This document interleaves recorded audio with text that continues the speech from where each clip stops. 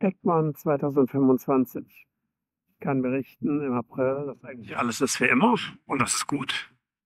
Der Strand ist noch nicht so voll. Wir haben gerade herrliches Wetter, es sind fast 20 Grad, es ist ein bisschen heiß und man hält es hier gut aus. Was Neues ist da drüben, ist der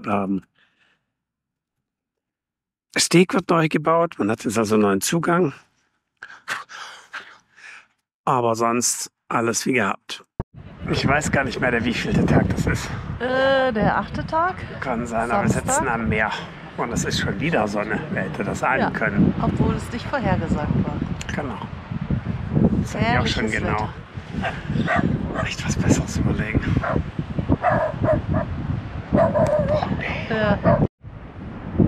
Ja, und wir sitzen hier am Strand und ich werde gleich mal die ultimative Egmond Experience machen. So, jetzt mal hier in das Wasser gehen, das im Moment immerhin 11 Grad hat.